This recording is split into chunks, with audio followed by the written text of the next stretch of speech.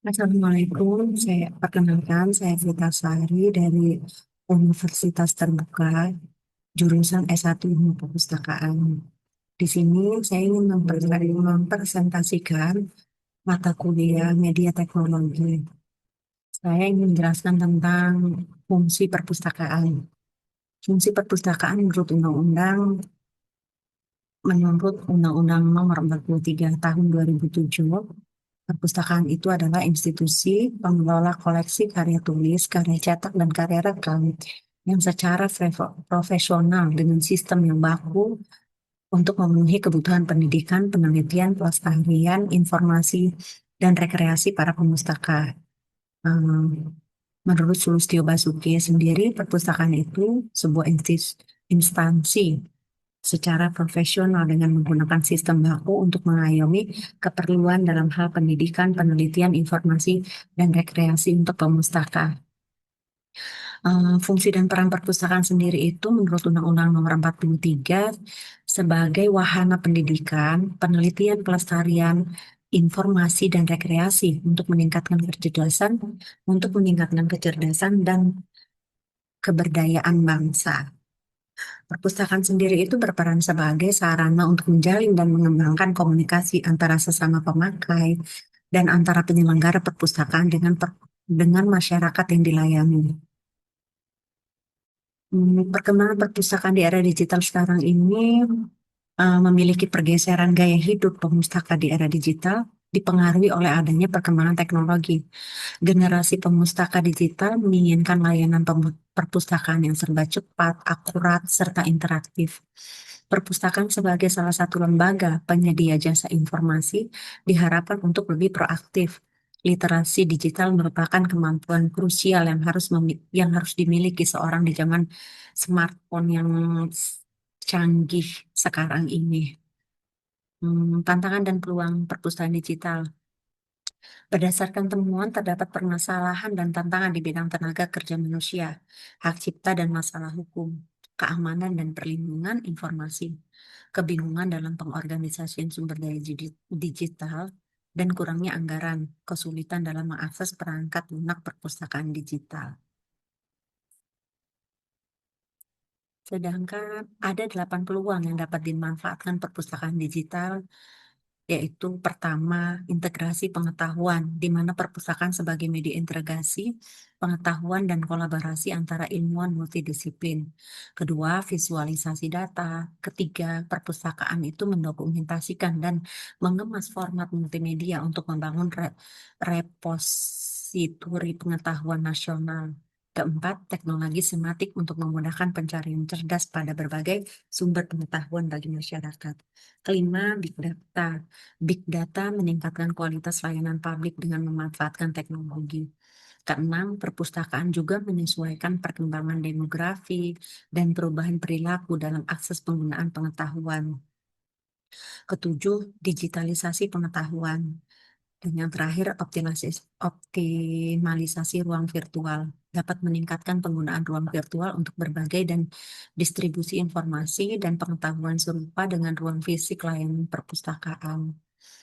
Contoh implementasi teknologi dalam perpustakaan seperti sekarang ini ada SLIMS. SLIMS itu kepanjangan dari Senayan Library Management System. Terus ada OPAC. OPAC kepanjangan dari Online Public Access Catalog.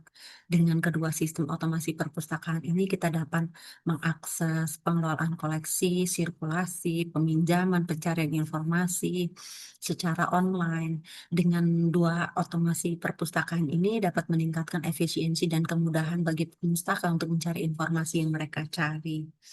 Perangkat lunak khusus, eh, sistem informasi perpustakaan yang terintegrasi untuk mendukung pengolahan bahan pustaka, layanan sirkulasi, dan pencarian bahan pustaka. Kedua, perpustakaan digital atau yang lebih dikenal dengan digital library. Penyimpanan dan penyebaran informasi digital itu bisa berupa file elektronik seperti tulisan, gambar, suara, dan penyebarannya melalui jaringan komputer. Menjadikan akses digital ke berbagai jenis bahan pustaka seperti skripsi, tesis, dan makalah. Ketiga, jurnal elektronik. Akses online ke jurnal, menyediakan akses ke jurnal yang dikemas dalam bentuk file elektronik melalui jaringan internet. Penelusuran informasinya itu dapat memudahkan pencarian dan akses terhadap jurnal ilmiah secara online. Keempat, internet.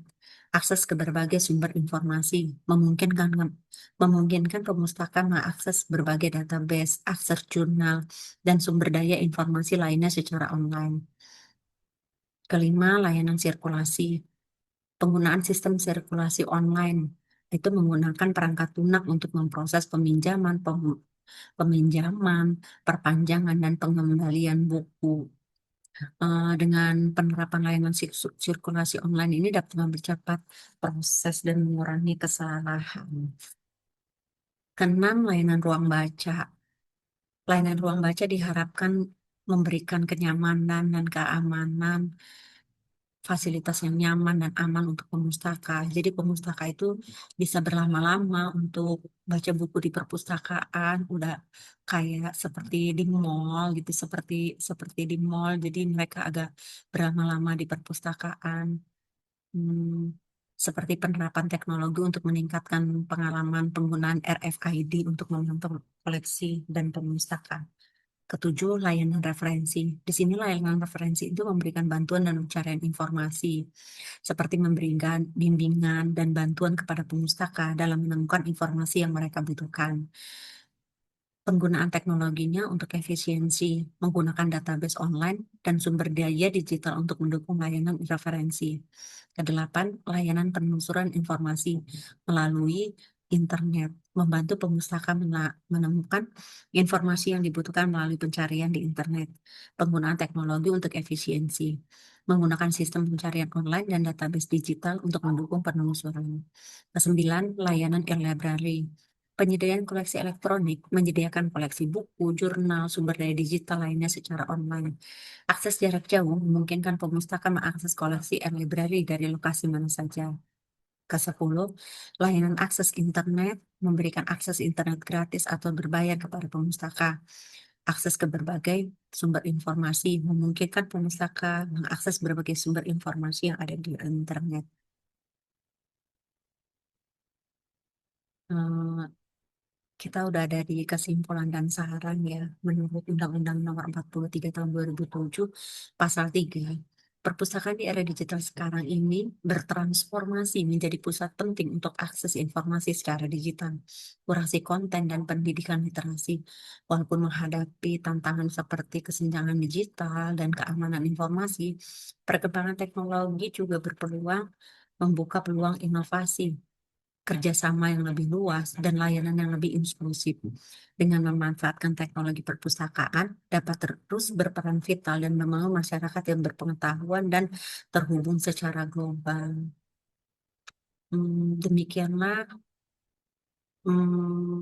materi atau paparan yang dapat saya sampaikan. Lebih kurangnya saya mohon maaf. Kalau ada pertanyaan atau masukan untuk saya, bisa di tulis di kolom chat di bawah ini.